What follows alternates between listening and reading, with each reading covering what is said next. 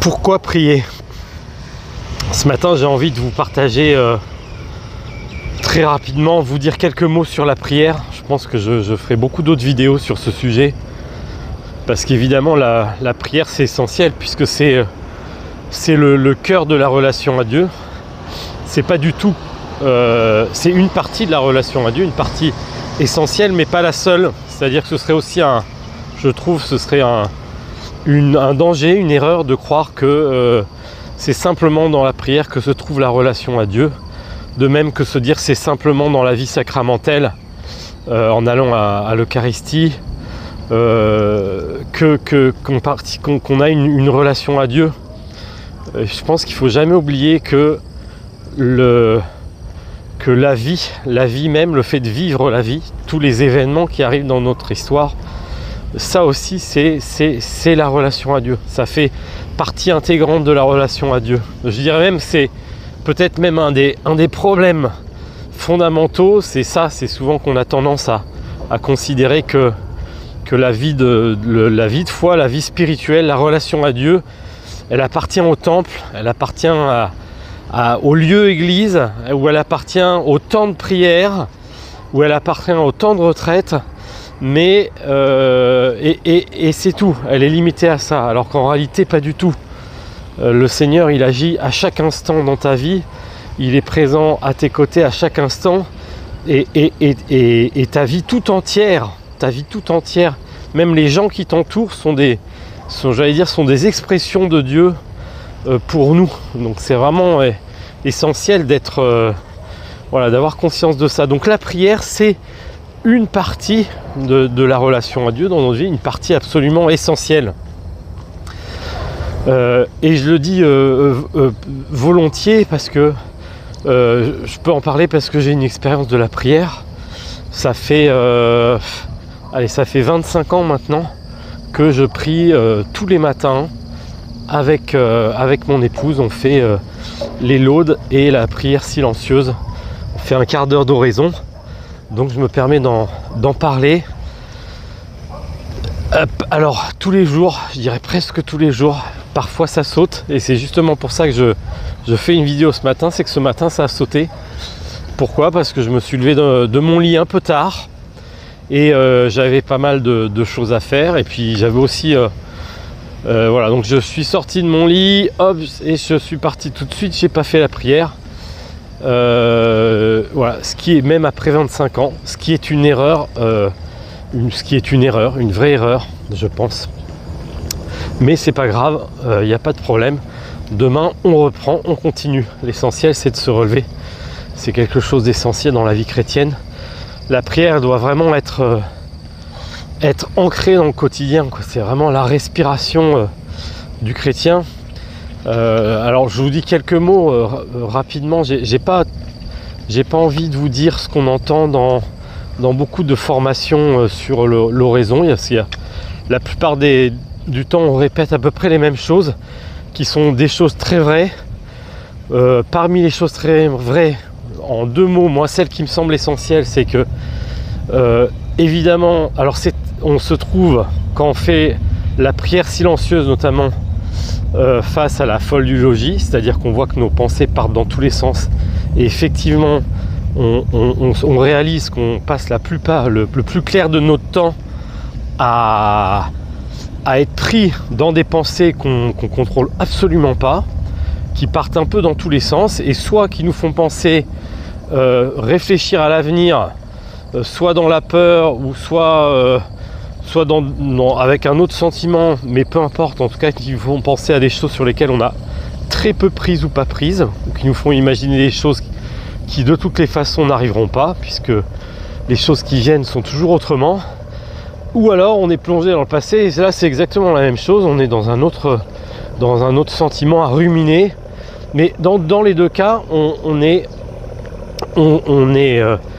réalise que nos pensées nous sortent de l'histoire, vraiment nous arrachent à l'histoire, alors que Dieu, il est présent là maintenant. Et je crois que c'est la première chose là, importante, moi, que j'expérimente dans la prière et qui me semble essentiel, c'est d'expérimenter ce que c'est que l'aujourd'hui de Dieu.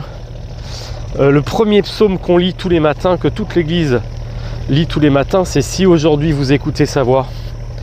Si aujourd'hui vous écoutez sa voix, pour écouter la voix de quelqu'un, pour être aujourd'hui, il faut être extrêmement présent.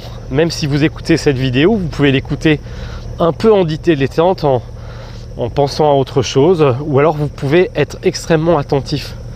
Dieu nous demande cette présence. Si aujourd'hui vous écoutez sa voix, ma voix, n'endurcissez pas votre cœur.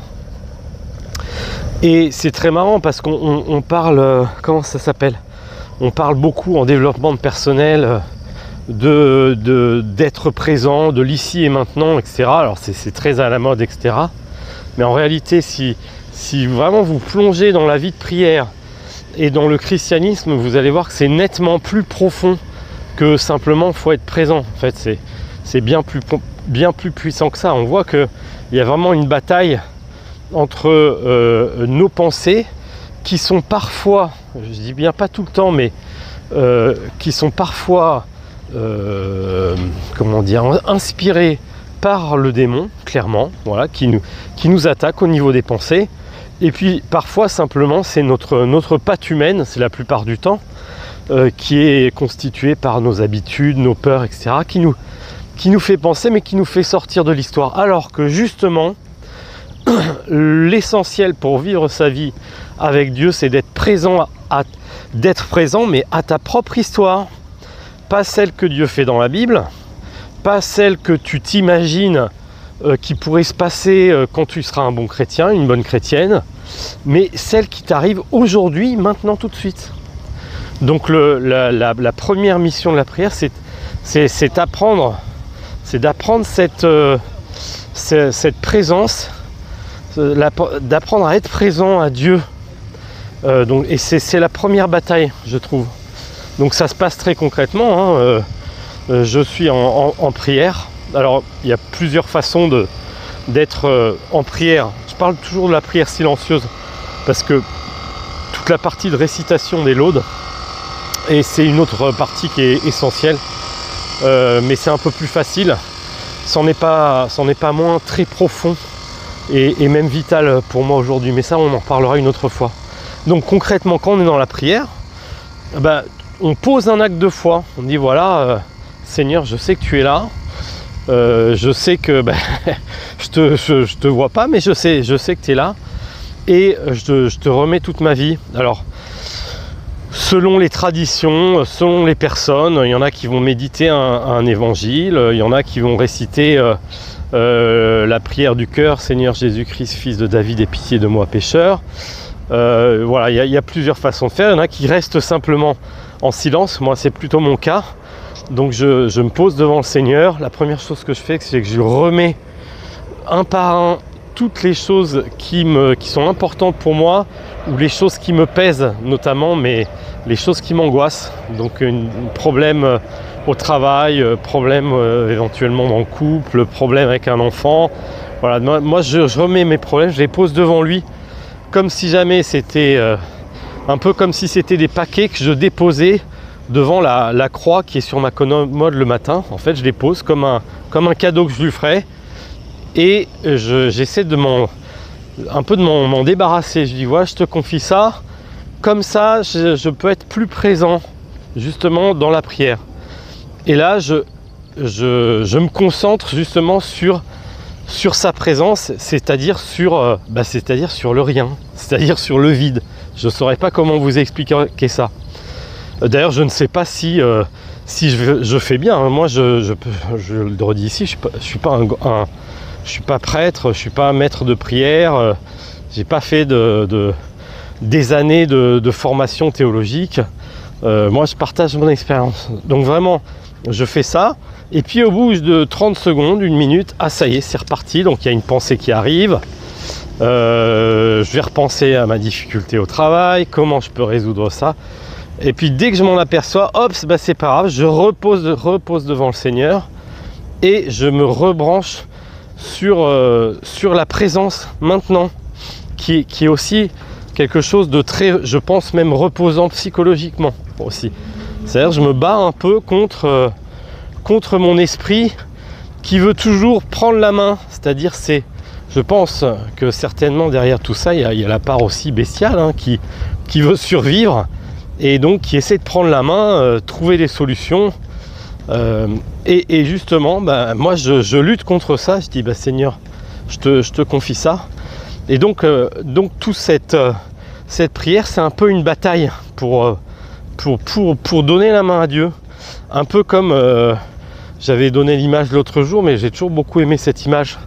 C'est le curé de ma paroisse à Paris, Notre-Dame de Bonne Nouvelle, qui m'avait donné cette image. Ça m'avait beaucoup marqué. Il disait, voilà, en fait, la vie avec Dieu, c'est comme si toi, tu as un très bon conducteur et tu laisses le volant de ta voiture à quelqu'un et puis en fait, toi, tu as tes idées, tu voudrais aller à droite et à gauche et lui, il prend tout à fait un autre chemin et tu es complètement crispé. Et c'est exactement ça, je trouve, la prière.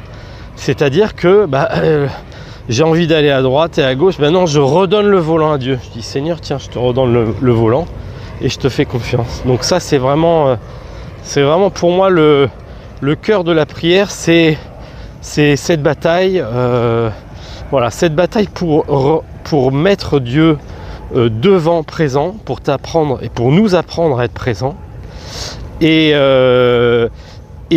pour que Dieu soit premier. Je pense qu'évidemment, hein, on peut prier à n'importe quelle heure de la journée, mais pour ma part, c'est essentiel que ce soit le premier moment de la journée, la première chose que je fais dans la journée. Il y a même quelque chose que je conseille à des jeunes qu'on avait eu la chance d'accompagner avec ma femme pendant plusieurs années, et je leur disais ça. Je le fais pas tout le temps, mais j'essaie de le faire très régulièrement. C'est même quand je me lève, dès que je mets les deux pieds par terre, je fais le Notre Père où je prie le Seigneur tout de suite. C'est tellement important. Et juste pour finir, parfois il m'arrive de ne pas prier pendant 2-3 jours. C'est quand même assez rare maintenant, mais ça peut m'arriver. Et je peux vous assurer qu'au bout de 3-4 jours, la vie n'est pas du tout pareil. Vraiment, on sent un changement énorme. Et ce qui est très étrange, c'est que en fait, quand on prie tous les jours, la différence, on la voit pas en fait. Mais c'est vraiment quand on s'arrête qu'on voit qu'il y a une différence absolument énorme dans l'état d'esprit, dans la façon dont on est réceptif aux choses, dans la façon dont on réagit. Donc il y a vraiment quelque chose qui se fait dans la prière qui nous dépasse complètement. Et il y a vraiment cet acte de foi qui est posé parce que clairement tous les humains, je pense, sur cette terre ont vraiment autre chose à foutre que de prendre un quart d'heure, une demi-heure de silence pour se mettre en présence du Seigneur. Donc voilà, moi je vous invite vraiment à entrer dans la prière. C'est un sujet sur lequel je reviendrai beaucoup, je pense régulièrement, parce que j'ai beaucoup de choses à dire. Il y a beaucoup d'excellents livres, d'excellentes formations sur la prière, il ne faut pas hésiter. Mais le plus important, c'est vraiment de s'y mettre, parce que rien ne remplace clairement le fait de se mettre devant. Il faut avoir confiance, il faut appeler l'Esprit Saint, parce que l'Esprit Saint, c'est lui le maître de la prière qui vous conduit. La Vierge Marie aussi, avec le vocable Notre-Dame de la prière, hein, qui est aussi celle qui nous enseigne. Et donc très confiant. Les livres, ça peut énormément aider, les formations aussi. N'hésitez pas, mais surtout l'expérience, et soyez confiants que l'Esprit Saint vous guidera sur ce chemin. Voilà, bonne journée.